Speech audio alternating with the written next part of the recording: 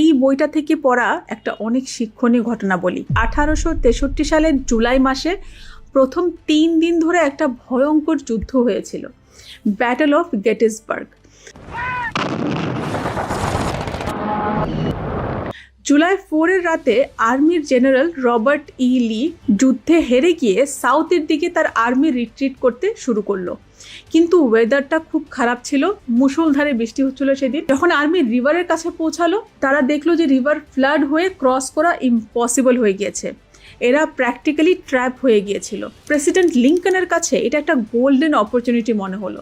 উনি ভাবলো যে এই সুযোগে জেনারেল লির আর্মিকে ক্যাপচার করে যুদ্ধটা শেষ করা যায়। তাই উনি তার ইউনিয়ন আর্মি কমান্ডার জেনারেল মিডকে অ্যাট্যাক করার অর্ডার দিলেন।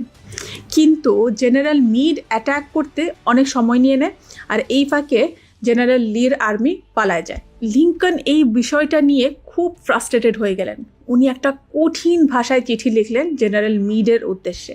চিঠিতে উনি ওনার ডিসঅ্যাপয়েন্টমেন্ট, ফ্রাস্ট্রেশন সব এক্সপ্রেস করলেন। কেমন করে উনি এত বড় একটা সুযোগ মিস করতে পারলেন। এখন ভাবতে পারেন এই চিঠিটা পড়ার পর জেনারেল মিডের কেমন লেগেছিল। আসল ঘটনা হচ্ছে, লিঙ্কন এই চিঠিটা লিখে কখনো জেনারেল মিডকে এই চিঠিটা পাঠাই নাই। লিঙ্কনের মারা যাবার অনেক বছর পরে এই লেটারটা তার পেপারসের মধ্যে পাওয়া গিয়েছিল। হয়তো লিঙ্কন লেটারটা লিখে বুঝতে পেরেছিল যে এত দ্রুত জেনারেল মিডকে জাজ করা ঠিক না। গেটিসবার্গের সে 3 দিনের যুদ্ধটা ভয়ঙ্কর ছিল।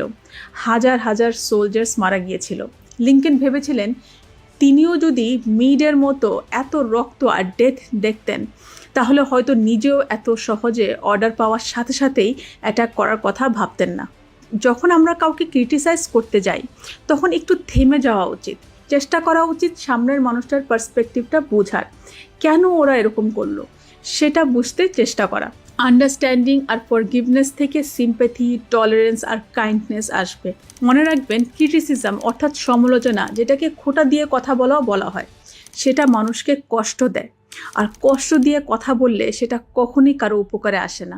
ক্রিটিসিজমের বদলে অলওয়েজ সাজেশনস দিতে হবে। সলিউশনে ফোকাস করতে হবে, প্রবলেমে না। সিম্পল ফর্মুলা, তুমি ভুল করেছো এটা বলার জায়গায় বলতে হবে চলো দেখি কিভাবে এটা বেটার করা যায়। তাই নেক্সট টাইম যখন কাউকে কিছু করতে বলবেন, মনে রাখবেন মৌচাকে লাথি মারলে মধু পাওয়া যায় না।